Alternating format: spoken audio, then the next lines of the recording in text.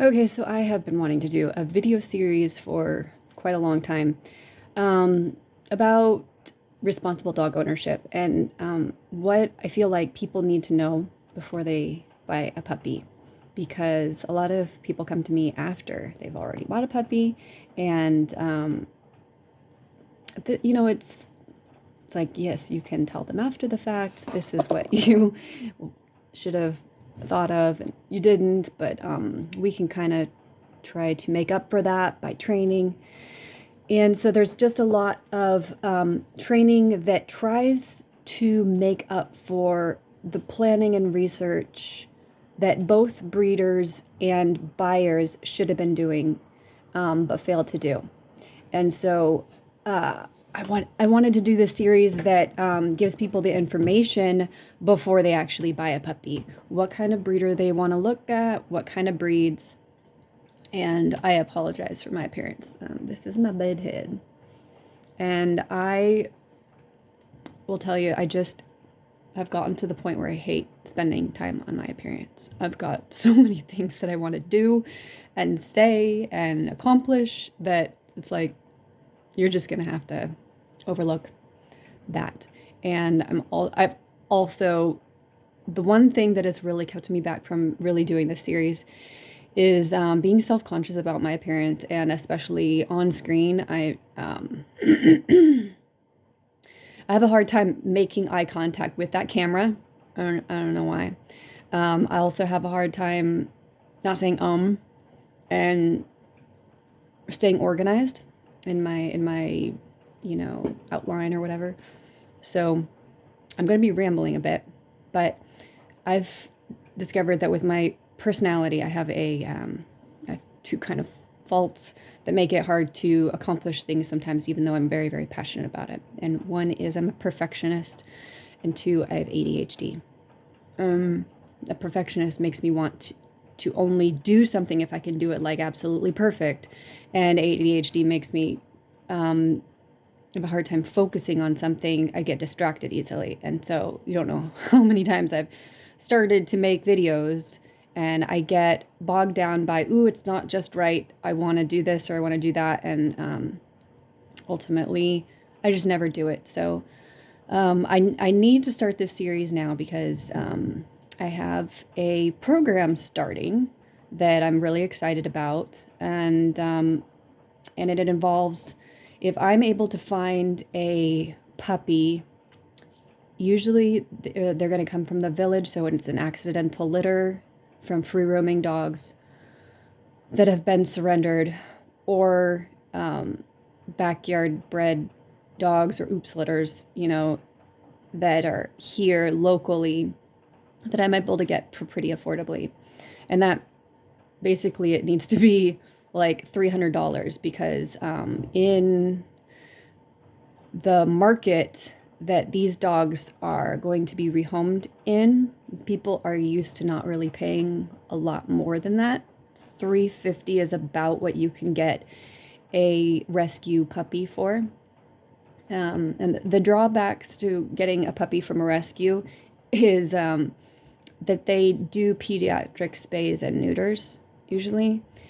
And that's really good for the dog population because you can't have accidental litters from a puppy that has been spayed or neutered as a puppy.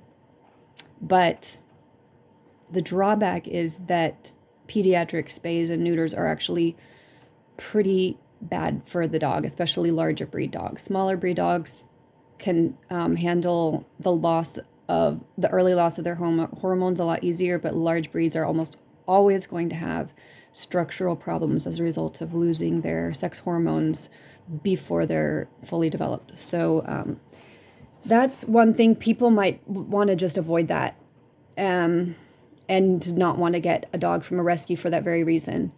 Other people may not qualify for a lot of rescue qualifications. They require you to not have kids under the age of 5 sometimes. Sometimes the age varies, but there is this like pretty strict requirement.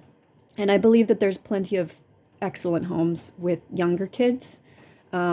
it's all about meeting the family and seeing how the kids behave.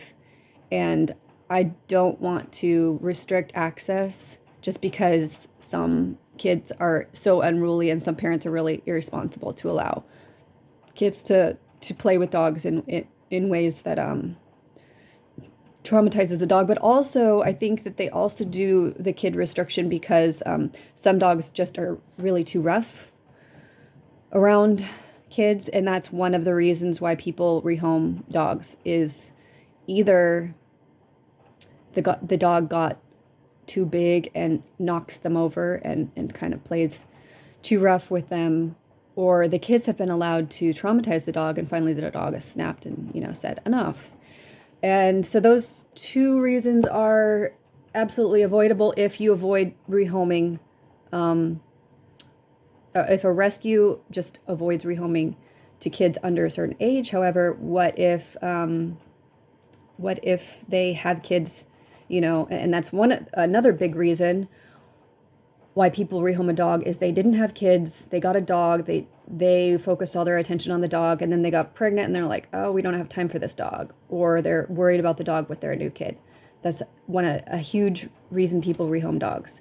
But that is not one of the rescue's requirements, that you don't have any kids and never plan to have kids, and let's make sure we see your proof of your tubes being tied. Like, no, they don't do that. So why did they restrict access to families with kids under a certain age? To me, it should be a case-by-case basis. And now my train of thought goes, so I'll have to move on to the next topic, but I had something else to say that might come back to me. But yeah, so because I'm not a high volume rescue, I'm able to give a lot more individual attention to finding a perfect home, because I'm typically looking for one home at a time. I might be looking for a home for a whole litter, but I start really early, as soon as possible, so I can really take time to get homes lined up in advance and not be like rushing and like, these puppies are getting older and people don't want puppies after a certain age. And that's also a concerning fact, but it is true. Fewer people want puppies past a certain age, and that's something else I want to really counteract the public opinion about that the younger you get a puppy, the better it bonds with you and the better behaved it will be because you get to control its training.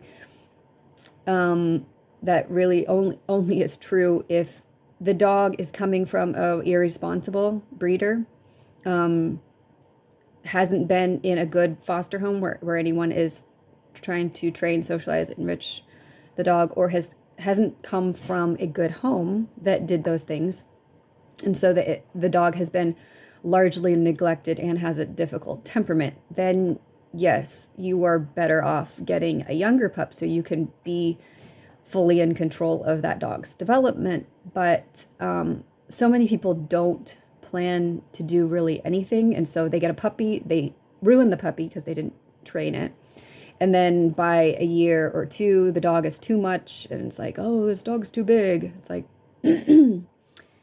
well, did you think you were buying a small breed? Like, most people kind of think a dog above a certain size is like too big, but there aren't enough small breeds available in rescues. So yeah, there's just all these issues that I'm wanting to help address by starting this program. And it's not a rescue, because some of the dogs that I get may be specifically bred for this program. As the program develops, the whole goal of the program is to prepare people for responsible dog ownership and provide reasonably priced dogs that are not spayed and neutered pediatrically, but are on a very strict contract. Contracts are typically not enforceable because of the way they're written.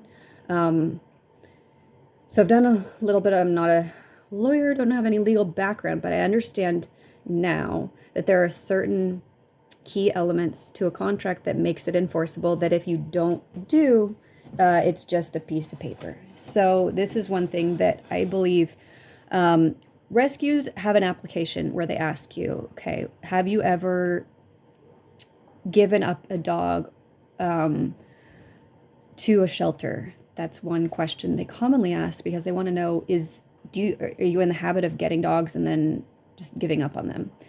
Have you ever had to get rid of a dog because of a move or something like that? This kind of gauges a person's sense of responsibility. A person who has no sense at all that those things are irresponsible will be honest, and the rescues will absolutely toss out that application. But some people kind of know better, and it's like, okay, they've heard through the grapevine that what they did in the past was irresponsible, so they're not going to disclose that on the application. The application really is an honor system, and there's no guarantee that anyone's going to be honest on an application. So while it does kind of help weed out some really bad, placements, it's not going to be super effective. So in place of an application where I'm asking all these questions, trusting someone's honesty, I want to look for other clues that make me, give me the confidence that this person is willing to put in the time. Because honestly, I don't care if you've had 5 dogs and you've surrendered them all to the pound and they were euthanized because of lack of education, lack of understanding what you can do.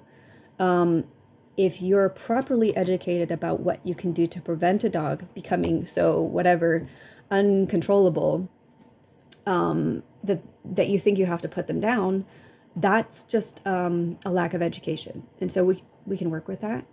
And I'm not going to disqualify someone for past actions. What I want to do is look at their current willingness to go jump through hoops, if you want to call them that.